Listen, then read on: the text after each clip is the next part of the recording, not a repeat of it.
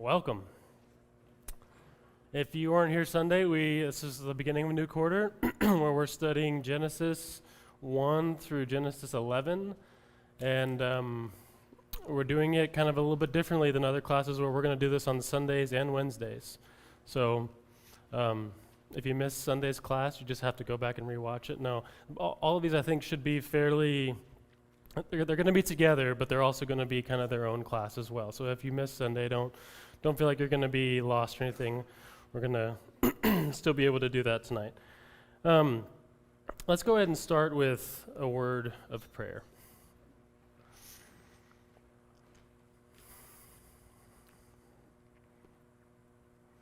God, thank you so much for this good time that we get to spend together studying your word, studying the creation account, your creation. God, we lived in such a world full of violence and a world full of hate, and we are grateful to know you and to be free from those things, and we just ask that you would help us to see you in this text tonight, to see ourselves and see your plan for us. Thank you for your love, and it's in Jesus' name we pray. Amen. All right. So we're going to be talking about two things tonight. We're going to be doing a little bit of interaction. I say a little bit. We're going to be doing a lot of interaction, and I also will apologize in advance. I've got a nice little cough settling in, so sucking on cough drops the whole time, but probably going to catch a few microphone coughs. One thing I want to say before we jump in, I didn't say what the two things we're going to study tonight.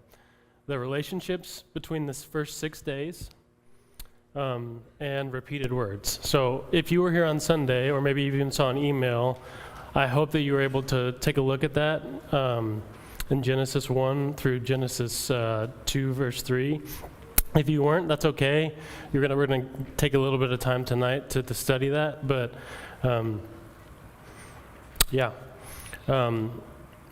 before we jump in, and we're just going to read the text here in a second. So if you didn't study, just go ahead and be looking right now, honestly. But one thing I want to note tonight is there's going to be things that we're not going to talk about explicitly tonight, right? We talked about that a little bit on Sunday with that whole idea of this isn't really going to be as much of an evidences class about, hey, days. What do the 6 days mean? Are they one 24-hour day? Are they this geological, there are people out there that believe that. So we're not going to talk about that argument right there. This class is going to be more focused on literarily, how does Genesis 1 operate? Okay? Let's jump in. So Genesis 1, starting in verse 1. We're going to read this whole thing pretty slowly, and then we'll jump into a discussion.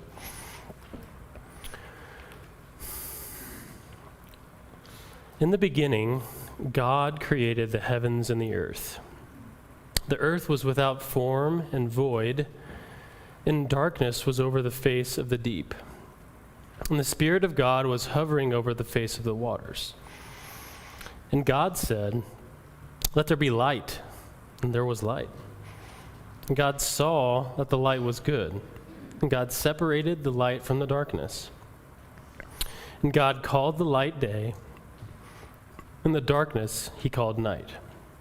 And there was evening, and there was morning, the first day. And God said, "Let there be an expanse in the midst of the waters, and let it separate the waters from the waters." And God made the expanse and separated the waters that were under the expanse from the waters that were above the expanse. And it was so. And God called the expanse heaven.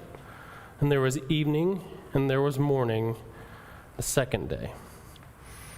And God said, "Let the waters under the heavens be gathered together into one place, and let the dry land appear." And it was so. God called the dry land earth, and the waters that were gathered together he called seas. And God saw that it was good. And God said, "Let the earth sprout vegetation, plants yielding seed, and fruit trees bearing fruit in which is their seed, each according to its kind on the earth." And it was so. The earth brought forth vegetation, plants yielding seed according to their own kinds, and trees bearing fruit, in which is their seed, each according to its kind. And God saw that it was good. And there was evening and there was morning, the third day. And God said, "Let there be lights in the expanse of the heavens to separate the day from the night. And let them be for signs and for seasons and for days and years. And let them be lights in the expanse of the heavens to give light upon the earth." And it was so. And God made the two great lights, the greater light to rule the day, and the lesser light to rule the night, and the stars. And God set them in the expanse of the heavens to give light on the earth, to rule over the day and over the night, and to separate the light from the darkness. And God saw that it was good. And there was evening, and there was morning, the fourth day. And God said, "Let the waters swarm with swarms of living creatures, and let birds fly above the earth across the expanse of the heavens." So God created the great sea creatures, and every living creature that moves, with which the waters swarm, according to their kinds, and every winged bird according to its kind. And God saw that it was good. And God blessed them, saying, "Be fruitful and multiply, and fill the waters in the sea, and let birds multiply on the earth." And there was evening, and there was morning, the fifth day. And God said, "Let the earth bring forth living creatures according to their kinds, livestock and creeping things, and beasts of the earth according to their kinds." And it was so. And God made the beasts of the earth according to their kinds, and the livestock according to their kinds, and everything that creeps on the ground according to its kind.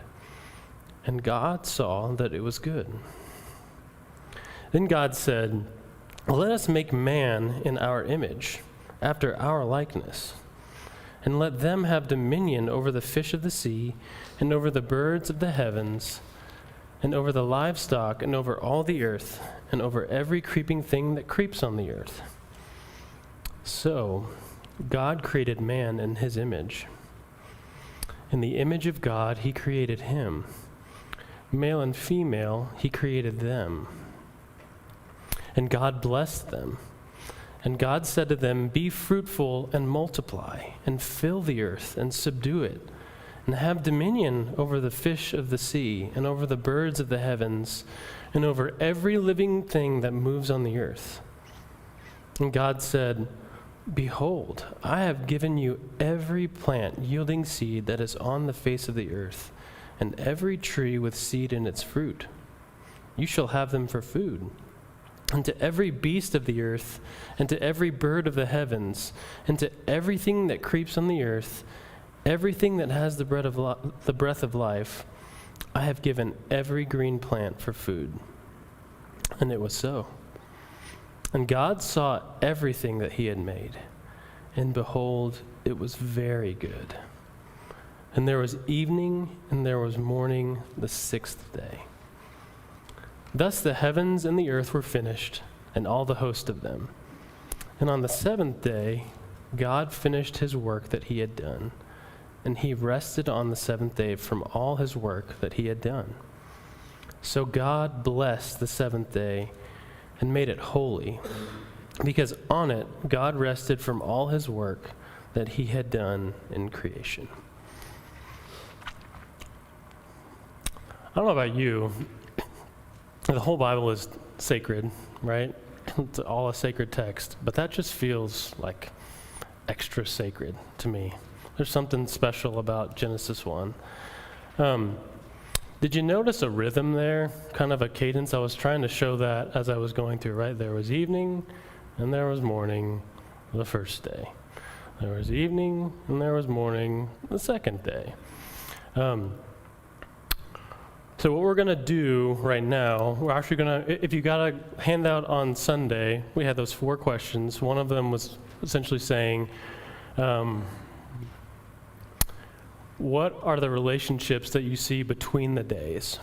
So that's where I kind of want to open it up now and ask you, are there any relationships that you see between days 1 through 6? Who is brave enough to get us started on that? Mara. Always Mara. I've heard that in the days 1, 2, and 3 are preparation for fulfillment of 4, 5, and 6. And the creations made on day 4 fill what was made in day 1. Day 5 fills what's in day 2, and 6 and day 3. Love it. So you just kind of stole the thunder of the whole class right there. You were right. That's right. Okay.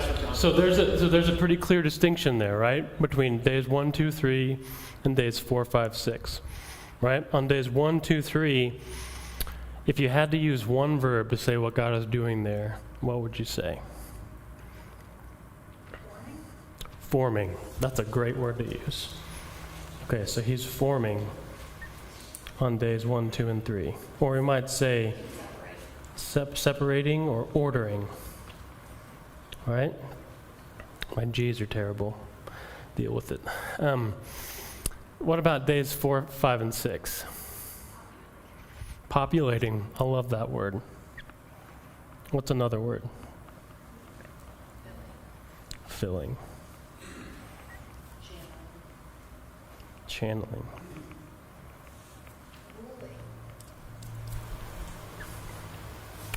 Okay. So, look back with me at the very beginning here, okay? Chapter 1, verse 1. In the beginning, God created the heavens and the earth.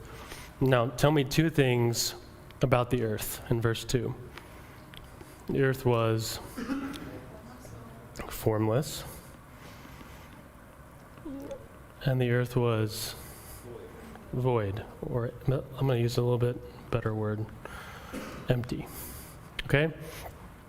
So do you see that relationship there? That days 1, 2, 3, what God does is like, wow, the earth is formless. You know what I'm going to do? I'm going to form the earth. All right, now that at the end of day 3, we got a formed earth. It's ready for population. It's ready to be filled. So now I'm going to deal with the empty part, and I'm going to fill it. Isn't that cool? Linda, you're making a weird face at me. Sorry, I was trying to process some of that. I have a simple mind. Okay. Mine goes back, I see it more foundationally. What I see foundationally is he starts, please don't misunderstand this. Being able to create the heavens and the earth is phenomenal. I am not trying to minimize that for 1 second. But that's where he started, and that was the least of his creation. And so each day built on that until he got to the pinnacle, which was man. Yeah, okay, so that's actually, that might be for another class, but I think what you're saying is chapter 1, verse 1 happens pre-day 1, is what you're saying, right? Actually, I said it could be that it just occurred this way. In the way it seems to me is it's just a natural occurrence. It was all planned. In other words, it wasn't just, oh, I think I'll make this, and oh, this is wonderful, now I'm going to do this. Sure. He knew this was done for man, so he knew from the time that first thing was done how it was going to end with the population. Absolutely. There's a lot of structure here, right? We can say it that way. People call this like origami almost, where you can like fold the days in half, right? And each of those days matches up. So right, tomorrow's point, day 1, God says, hey, let there be light. What happens on day 4? You know what? Let there be lights. Oh, here comes my great moon. It looks like a banana. And then stars. Hudson, my son, would love that. He loves bananas. And what about day 2, right? God separates the waters above from the waters beneath. Okay, and then what does he do on day 5? It's like, all right, now that I've separated, I got to put some things in there. All right, how about some fish? How about some birds? Okay, and then day 3, for the waters below, I might run out of space a little bit here. He says all the waters are going to be sucked into one place, and there's going to be this dry land that appears. Is that going to be a motif later in the Bible? Separation of waters where dry land comes through? Yeah, that's right. All the times that he splits the waters and they walk on dry land. So already at the beginning here, right? God's planting these themes that we talked about on Sunday of like, it's like an overture in a musical of like, hey, this is going to come back later. So you know what that means at the Exodus? What should we think of? We should think of, oh, this is a new creation. This is a new beginning for the people of God. On day 6, the dry land, and then now we've got, who's all the people that we have, or all the creatures that we have? Have 4 different types of creatures. Livestock. There's my cow, yeah. What else? Creeping things, okay. My spider. What else? Beasts, yeah, all right.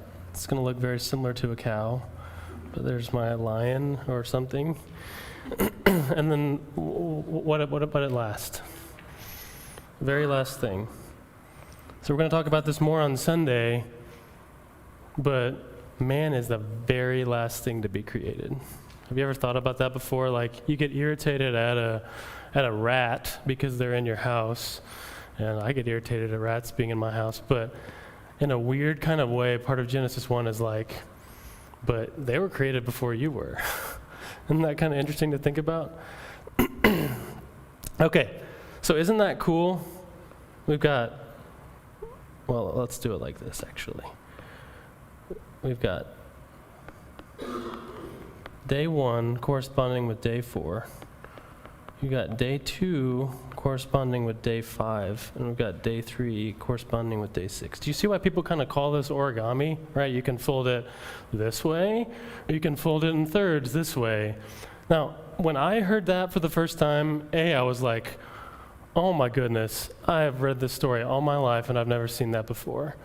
And B, what that did for me is, I'm never going to forget the days again. Like, if you would have asked me cold 5 years ago, like, Michael, day 4 is, like, all right, and the first day, Darlene was talking about songs before, like, on the first day God created the I don't have to do that anymore, which, nothing against songs. But what's cool about that now is, like, I know what day 1 is. Day 1 is the light. So I know what day 4 is. Day 4 is the things that make light after that, after God. Isn't that cool? So if you put yourself in the shoes of an ancient Israelite, thousands and thousands of years ago, who aren't getting to just hear and read this text every single day, do you think God did that intentionally for them as like maybe a bit of a memory trick for them? I think he did. I really think he did. Okay, now that's not all. So did anybody come up with any other relationships between these days? Yes, ma'am. The birds, fish, man, and the seventh day were all blessed. Yeah, great. So there is a distinction made between days 5 and day 6 and day 7 as well of a blessing. A blessing to do what?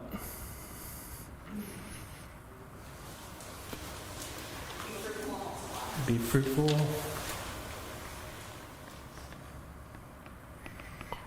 and multiply. Yeah. Why didn't day 4 get that? Well, how come the stars are not multiplying? There's not necessarily an answer to that. This is meditation literature, right? So we should notice that on the bottom side, on the filling side, like, wait a second, why didn't God say to the stars and the sun and the moon, like, be fruitful and multiply? Well, I'm not sure, but he didn't. Okay, that's a great one. Thank you for pointing that out, Crystal. What else?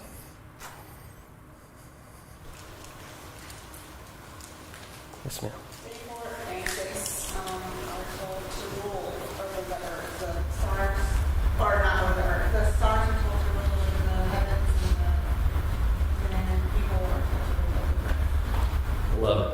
Thank you. Okay, so did you hear what Kelly said? On day 4, God appointed the greater light and the lesser light, and he said, you guys are to rule over the day and the night. You see that on day 4? And then what Callie's saying is on day 6, when God creates man, God says, all right, man, I made you in my image. Your job is to rule. And we're going to talk about, that's going to be the thing we're going to talk about on Sunday, is what does it mean to be made in the image of God? What is God saying here when he wants us to rule? But you notice that? How day 4, we've got the ruling, and day 6, we've got the ruling. So why don't they rule on day 5? They don't rule on day 5 because everything on day 5 is ruled by who? Man. There's nothing left to rule, right? Because mankind is in charge of all of it. Okay? What other ones?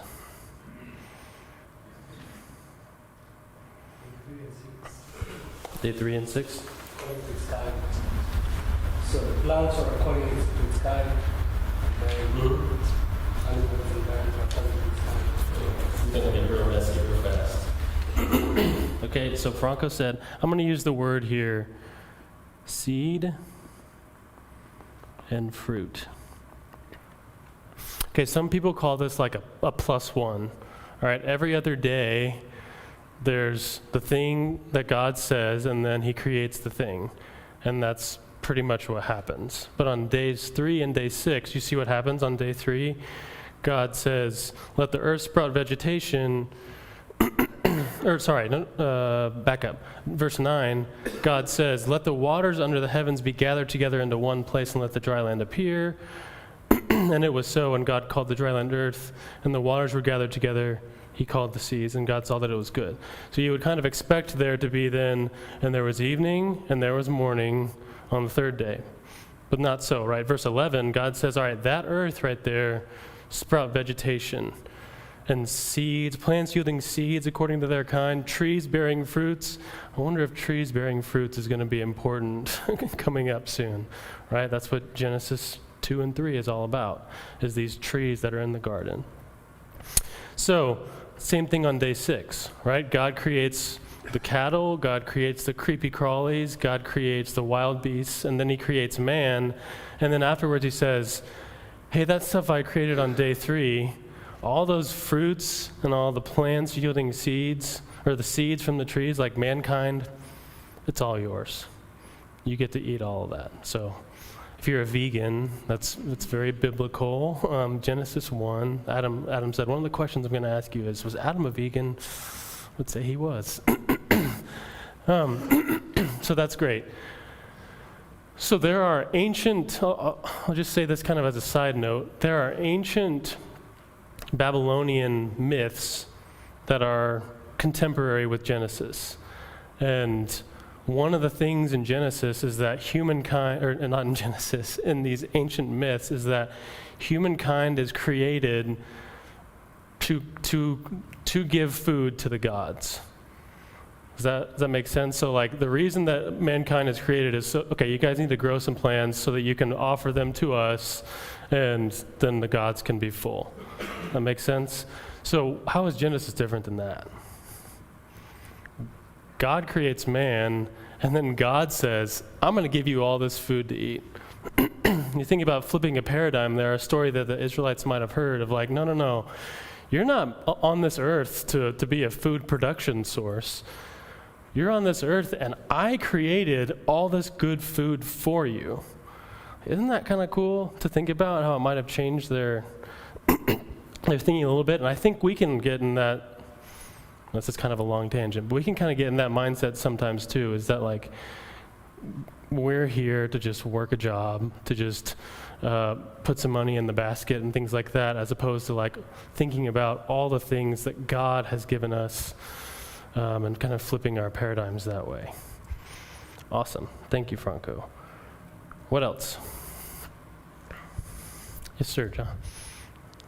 So one of my favorite things, and it's too much to really go into in this class, but it's worth taking a look at, is, well, one, the first thing that he created is light, which has characteristics that are the closest thing in this created universe to being eternal within the confines of this universe.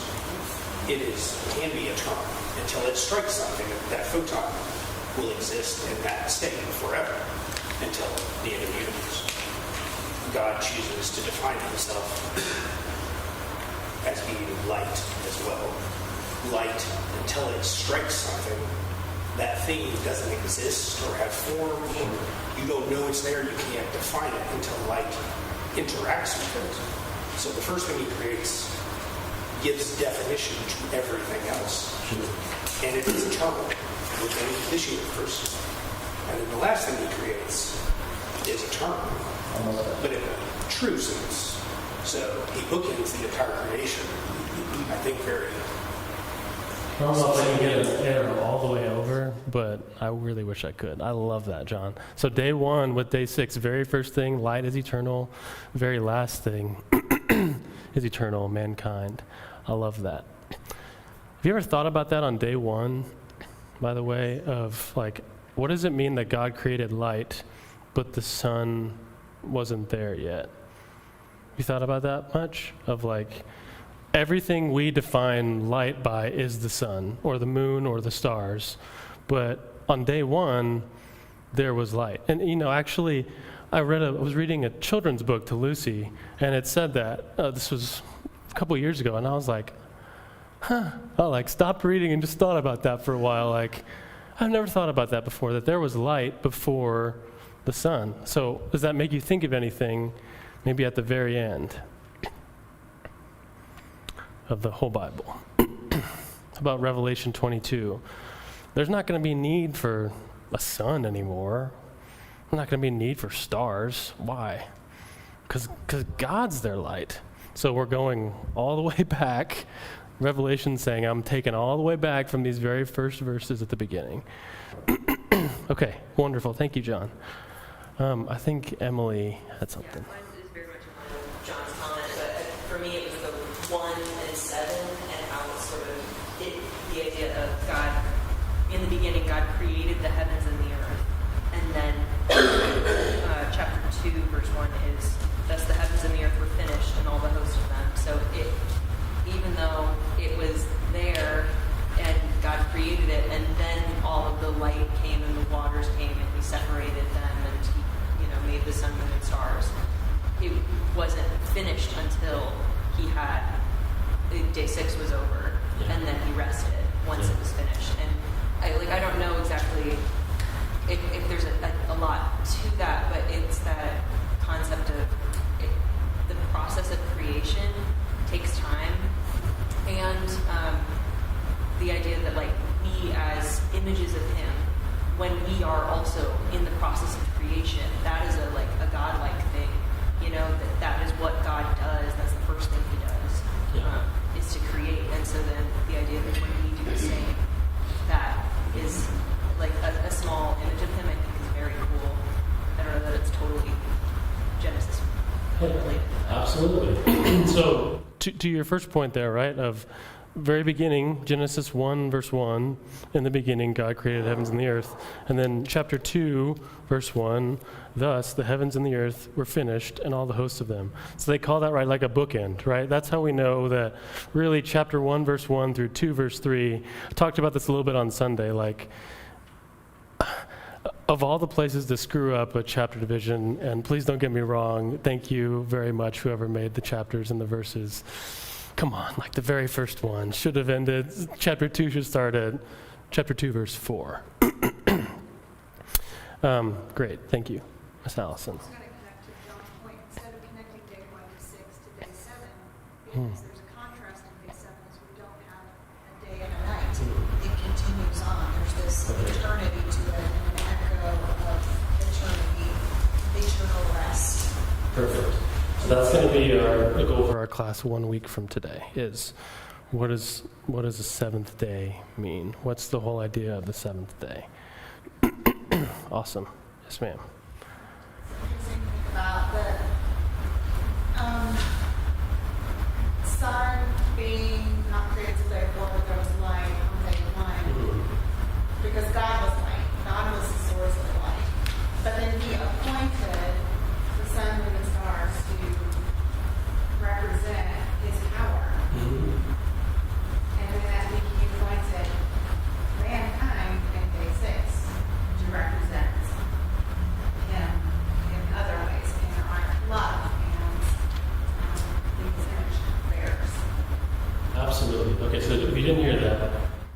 God appoints the sun, the moon, and the stars on day 4.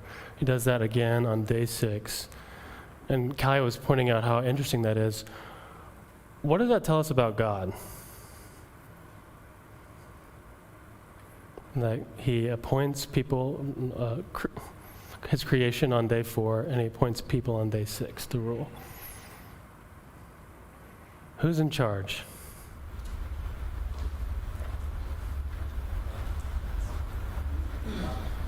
Say it again. God's in charge. That is, I think, the absolutely perfect word to say. So, one thing we learn about in Genesis 1 is that God delegates authority. So, anytime anyone ever says, like, why did bad things happen on this earth? God created this good earth. You know, part of why that happens is because God chose to say, mankind, you guys get to rule the show down here. Okay? Now, does that mean that, like, God can't? Obviously, that doesn't mean that God is not still ultimately in control. But the fact that God says, you guys are in charge, good luck, hope things go well. It's not quite that language, right? But the fact that he does that says something about who God is. Like if Michael was God, maybe on day 1 I say, let there be light, and darkness, see you later. On day 2, we'll do the same thing on day 2. Day 3, we're good. Day 4, like, I'll create the sun, and moon, and the stars, but I'm the light. You guys, like, you're great and all, but I'm the light. And then day 6, like, I create humanity, and you guys are just part of the creatures down here. But the fact that he deliberately says, your job is to rule, like, that doesn't blow your brains a little bit. I don't know what does. The fact that God chooses to risk delegating authority to humanity. Isn't that, to me, that's just like, that's something to think about scrubbing your toilet or cooking dinner is like, why did God do that? Why would God take these dirt creatures and elevate them to a point that they want him to rule? And you know what? Like, I was listening to a podcast about this today, Psalm 8. That's exactly what Psalm 8 is saying, right? Is that, like, when I look up at the stars, these, like, really shiny, beautiful things, you know, I start to think about, like, God, why did you put mankind in charge? What is man that you are mindful of him? The Son of Man that you care about him, but you know what you did? Like, you elevated him up, like, just below the angels. Like, that's crazy that you did that. Sorry, getting off a little bit on a tangent there, but what else? Well, I don't think it's a tangent. And I would say that idea of God gave us, like the Son, power and authority and all kinds of things. But what that highlights is that we still fail. Yeah. That we, because we are not God, even after he has given us power, authority, and dominion, which I hope we're going to talk about what dominion means, because I got some questions there. Yeah. I don't have answers. That even after he does all that, it's not like, oh, we're demigods and we never mess up anymore and we rule this whole thing perfectly. Instead, it actually serves to highlight how much we still need him, because I don't know if it's a couple days or a couple weeks or what, but pretty quick after he does all that, we totally mess it up. Sure. And for the rest of time, we need him even more because we continue to mess up our That's great. Okay, we are chewing up time fast. Let's think a little bit about repeated words. And let me just say, there are more. There are more there. Days 1 and 2, God separates things, right?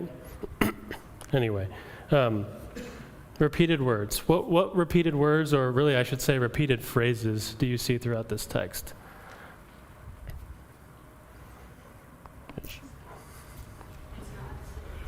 Say it one more time. And God said. Oh, I love it. And God said. Okay. Extra bonus gold star. Did anybody count how many times God said and God said? 10 times. Okay, so going back to that motif earlier of the Exodus, can I think of another time where God speaks 10 times? Maybe on a giant mountain?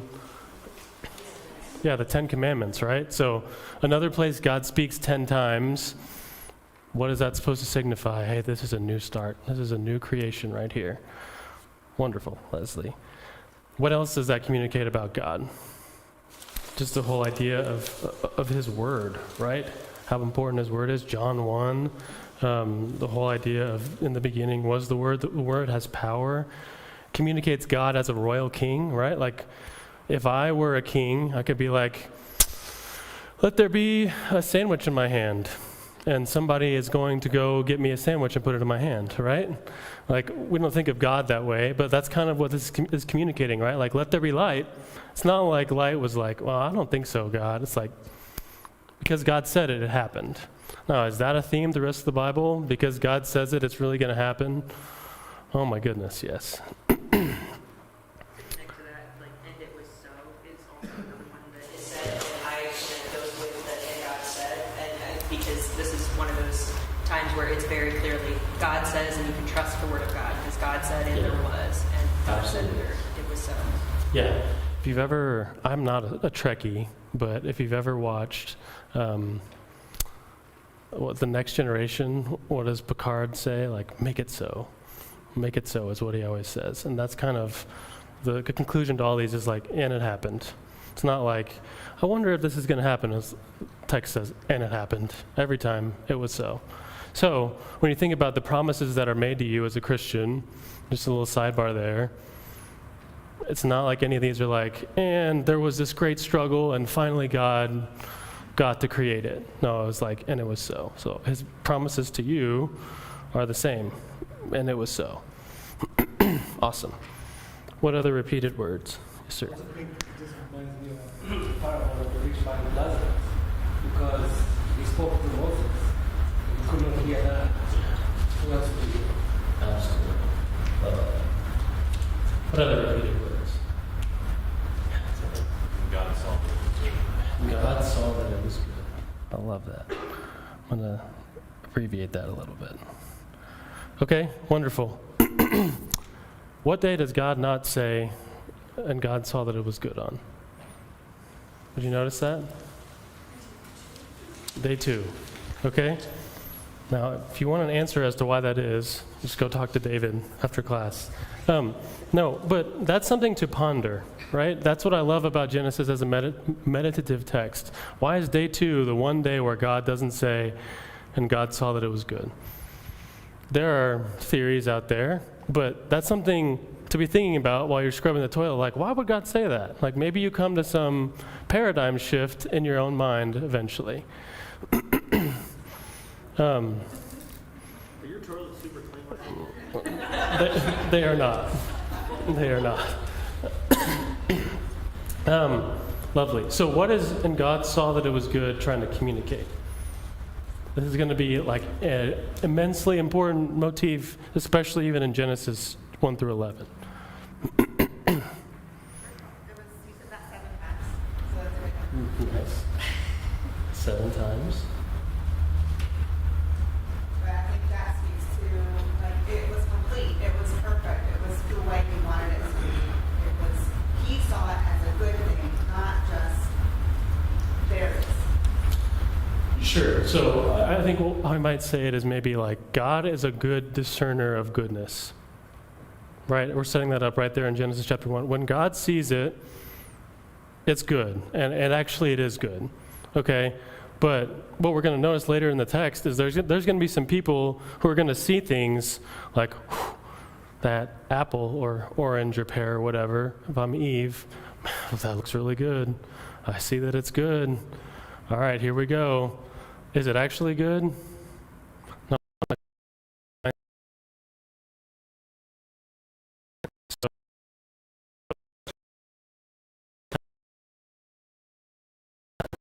That's great. Okay, what else?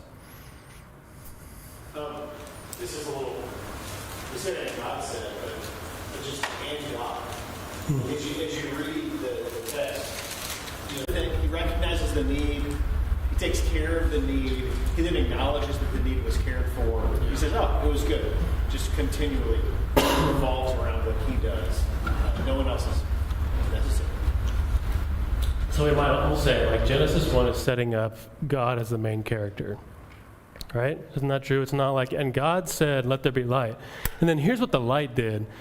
No, we're just going to keep rolling with God. God's the main character. Love that. What else? We got just a few more minutes. This is not different, but connecting to Adam's, after the and God, it is an active, like it's a verb. Yeah, so it's a verb. And God, we might just say did. In some way did. I love that. Rachel? I don't know if there's any meaning that can be derived from this there's at all, probably. but I wanted to make another comment about day 2 because I did notice that, like, of all 7 days, this is the one day within the creation where he doesn't really create something. He's kind of just making revisions to something he's already created. Because we see in verse 1 that, like, the waters were already there, so the waters have already been created. He's just rearranging the waters. So it almost, like, to me, going back to what we've been talking about, that just sort of assigns the fact that, like, what God created is good. So every time he creates something, he stops and says, this is good. So, yeah. Yeah, there's nothing there. It kind of formed as I was saying it, so I love that. So if you didn't hear that from Rachel, she said that maybe the reason why there's and God saw that it was good on day 2 is he doesn't create anything. On day 2, all he's doing is separating the waters below from the waters above. Love that. You just saved us all from a lot of toilet scrubbing. But we can do toilet scrubbing and other stuff. Okay, since we're running out of time, let's just think about a couple others here. How about according to its kind? Talked about that a little bit with Franco. According to its kind. What is that communicating about God? Each fruit, each piece, each person has their own purpose. Sure. So this is one of those things that I find very compelling because I also am supposed to be doing good according to my own kind. Yeah. So then, if this is sort of analogous to the body analogy that comes up in the epistles where, maybe I'm an eye and maybe I'm a hand and maybe, you're a little toe, but you're supposed to do your job as a Christian. And so is the fruit. I love that. Does it also communicate creativity? You ever thought about when these 4 simple words, according to its own kind, or according to its kind, that means literally every nature documentary animal you've ever seen in a zoo was just God just like that. If we're talking about apologetic evidences there, it's just holy cow. And I'm down here and I can barely do my job, But God, all this stuff just flows out of him. That's amazing to me. Evening and morning, the day, right? Allison kind of touched on this a little bit, that the 7th day, the thing you're expecting is, and there's evening and there's morning on the 7th day. Hey, give me just 1 second, Mackenzie. And then heaven and earth, right? That's throughout the whole thing. How about God called? God called it this. God called it that. Is that going to be an important motif later? Everybody's calling things certain things, right?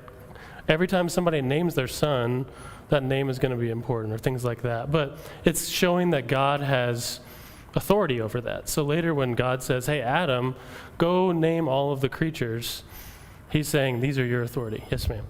One thing that I saw for 1:30 was 1:30. Let there be. I love that. Yeah. So Sunday, we talked about it a little bit tonight, but Sunday we're going to be talking about what it means to be the image of God. So if you did not get a worksheet on the podium, we're not just going to go question for question here, but just thoughts, questions for reflection to think about on Sunday morning. Thank you, guys.